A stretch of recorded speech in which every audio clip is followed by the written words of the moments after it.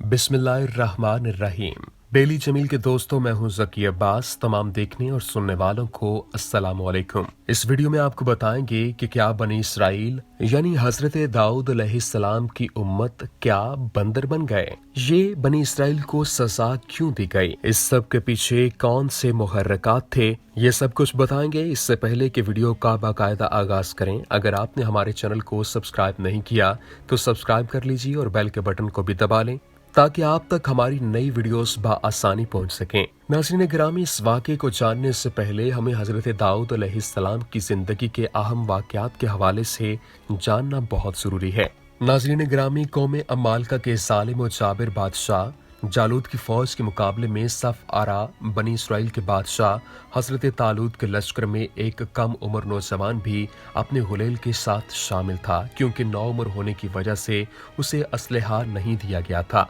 जालूत जिस्म को सामान हर्ब से सजाए निहायत रऊनत और तकब्बुर से शाही सवारी पर बैठा अहले ईमान को दावत मुबारसत दे रहा था।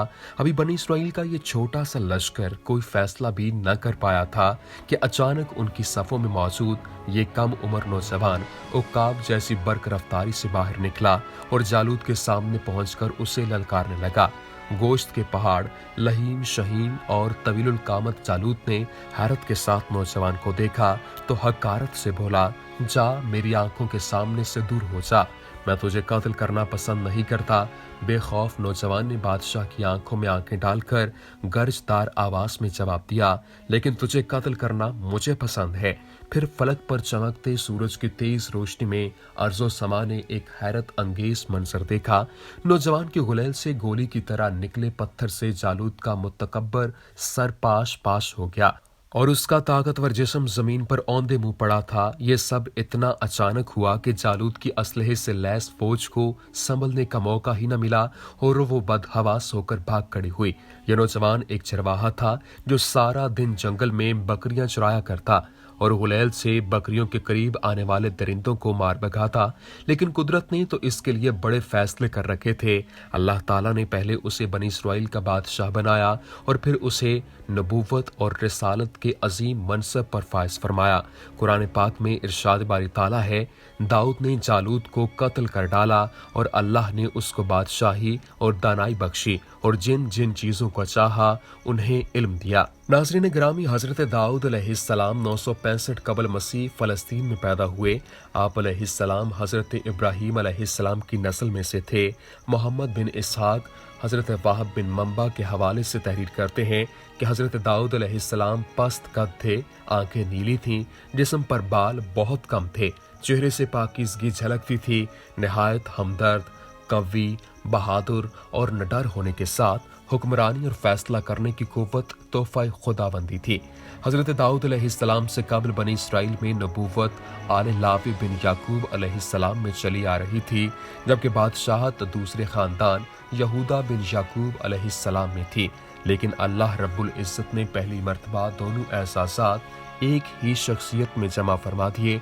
हजरत दाऊद अलैहिस्सलाम अल्लाह के बरगजीदा नबी और रसूल थे और बादशाह भी।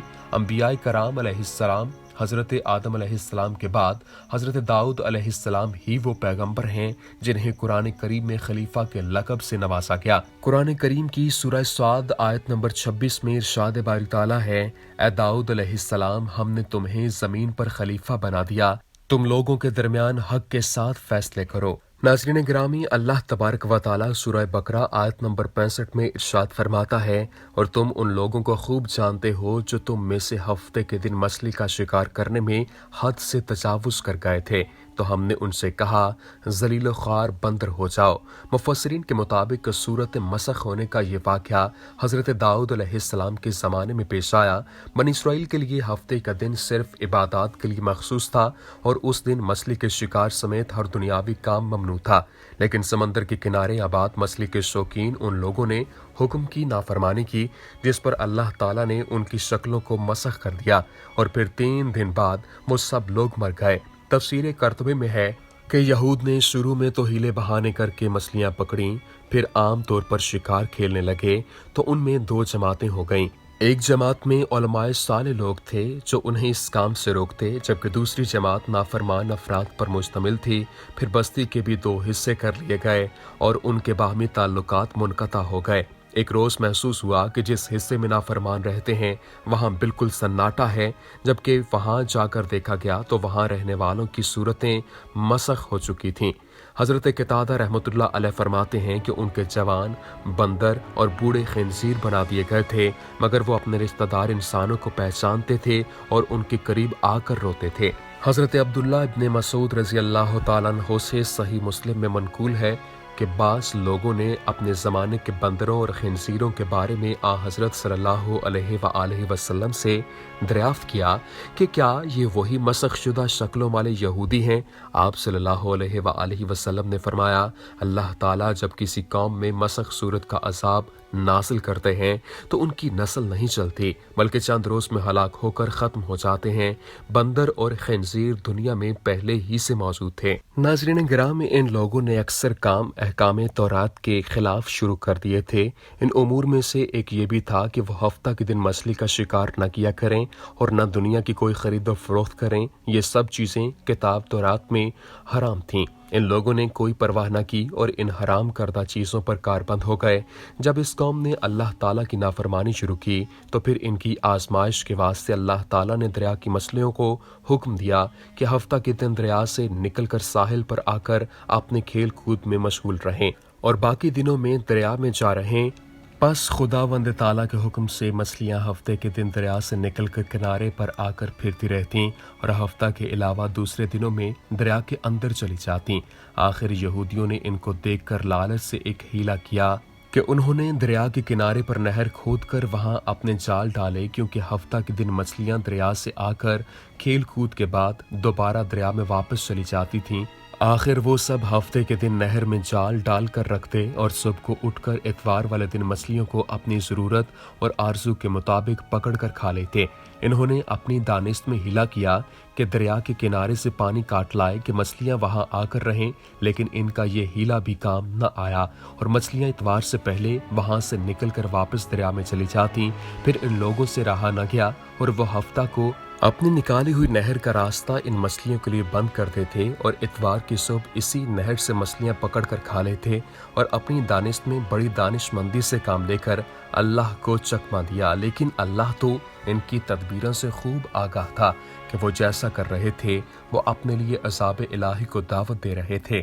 ان لوگوں میں 3 فرقے ہو گئے۔ ایک تو ان میں وہ تھے جو شکار کرتے تھے اور دوسرے وہ لوگ تھے جو باز آ گئے تھے، نافرمانیوں سے برابر منع کرتے رہے تھے، اور تیسرے وہ تھے جو منع کرنے سے تھک گئے تھے اور منع کرنا چھوڑ دیا تھا، لیکن وہ بہتر تھے جو برابر منع کرتے اور منع کرنے والوں نے شکار کرنے والوں سے ملنا چھوڑ دیا تھا اور کہا کہ کیوں نصیحت کرتے ہو ان لوگوں کو کہ جن کو اللہ ہلاک کرے یا ان پر عذاب مسلط کرے۔ تو وہ لوگ یہ سن کر ان سے بولے کہ تم ہم کو ڈراتے ہو، ہم ہر ایک سے زیادہ طاقتور ہیں، ہمارا کوئی کچھ نہیں بگاڑ سکتا۔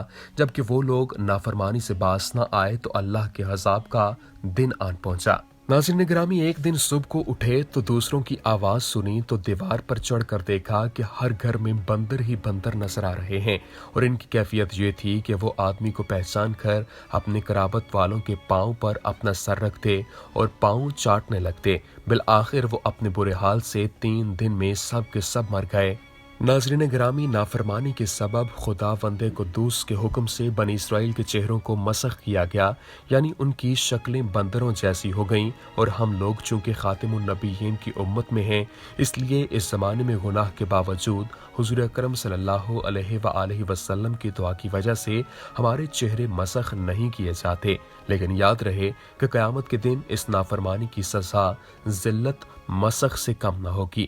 یا اللہ، تو ہمیں نیکیوں کی توفیق عطا فرما اور دین اسلام پر ثابت قدم رکھ اور ہمارے سارے گناہوں کو معاف فرما۔ آمین وآخر الدعوانا ان الحمد للہ رب العالمین۔ اللہ بزرگ و برتر سے دعا ہے کہ وہ ہمیں اپنے نبیوں کی زندگیوں سے نصیحت حاصل کرنے کی توفیق عطا فرمائے اور آپ کے اور میرے علم میں اضافہ فرمائے، اور ہمیں اسی طرح سے دینی علم سیکھنے، جاننے اور پھیلانے کی توفیق اور ہمت عطا فرمائے۔ اگر آپ کو ہماری یہ ویڈیو پسند آئی ہے تو کامنٹ باکس میں اپنی قیمتی رائے سے ضرور آگاہ کریں، اور اگر ابھی تک ہمارے چینل کو سبسکرائب نہیں کیا تو ابھی سبسکرائب کریں اور بیل کے بٹن کو بھی ضرور دبائیں تاکہ آپ تک ہماری نئی ویڈیوز بآسانی پہنچ سکیں۔ شکریہ۔ وما علینا الا البلاغ المبین۔